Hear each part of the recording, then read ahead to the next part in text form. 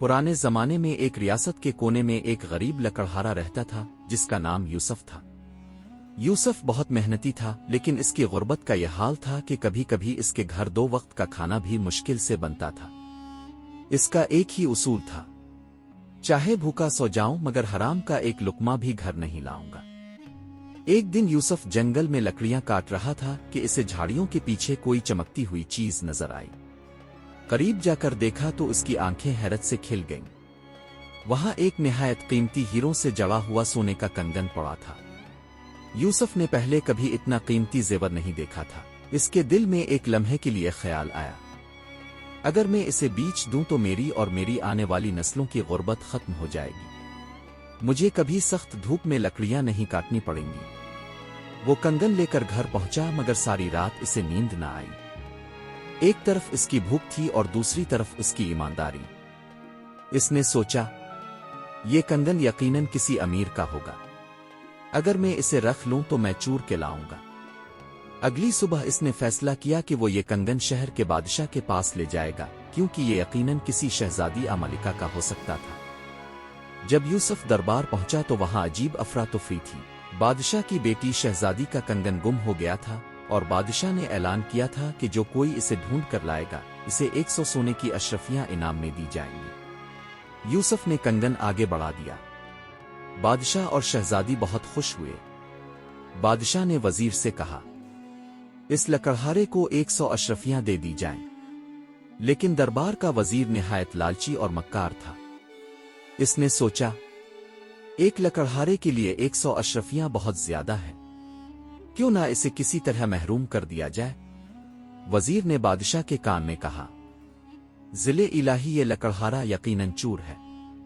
इसने कंगन ढूंढा नहीं बल्कि चराया है और पकड़े जाने के डर से वापस कर रहा है। इसे इनाम नहीं बल्कि सजा मिलनी चाहिए।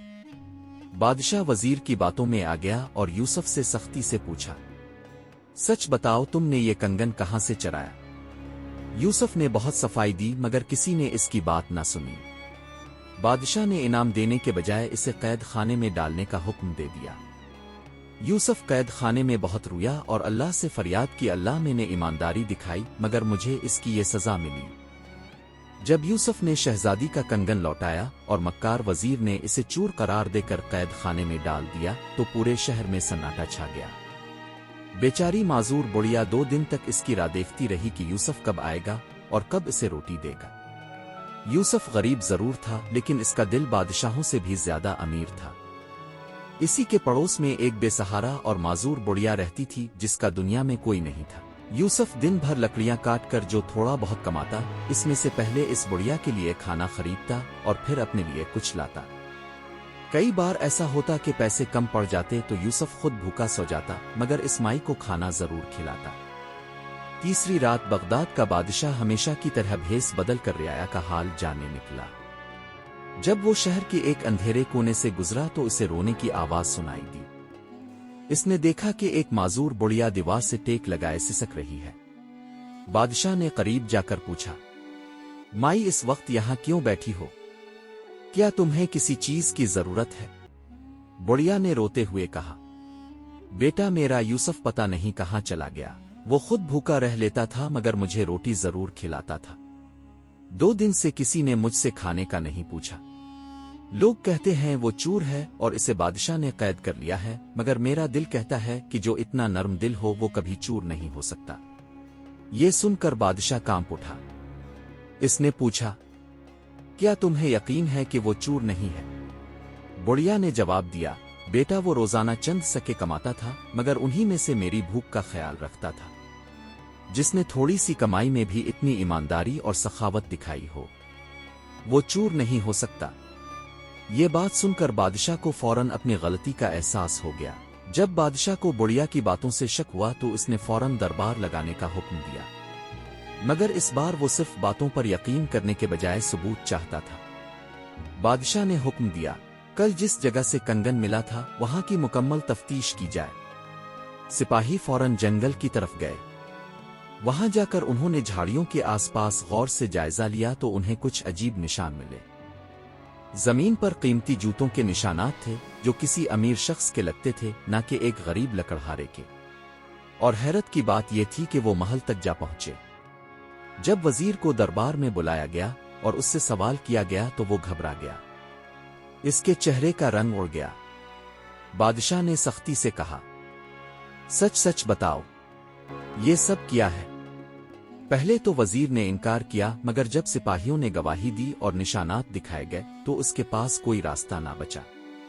آخرکار وہ کانپتی ہوئی آواز میں بولا، جہاں پناہ مجھ سے غلطی ہو گئی، میں نے ہی کنگن چرا کر جھاڑیوں میں پھینکا تھا تاکہ بعد میں اسے لے جاؤں، مگر یہ لکڑہارا درمیان میں آ گیا۔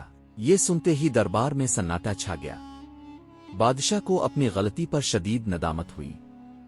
اس نے فوراً یوسف کو رہا کرنے اور وزیر کو سخت سزا دینے کا حکم دیا۔ بادشاہ نے فوراً مکار وزیر کو عہدے سے ہٹا کر قید میں ڈال دیا۔ یوسف سے معافی مانگی اور اسے نہ صرف 100 اشرفیاں دیں بلکہ اسے دربار کا مشن خاص مقرر کر دیا۔ بادشاہ نے کہا، یوسف، تمہاری ایمانداری نے مجھے یہ سبق دیا ہے کہ سچائی کا راستہ مشکل ضرور ہوتا ہے مگر اس کا انجام ہمیشہ کامیابی ہوتا ہے۔ ایمانداری کبھی ضائع نہیں جاتی اور خاموش نیکیاں ہی انسان کا اصل سرمایہ بنتی ہے۔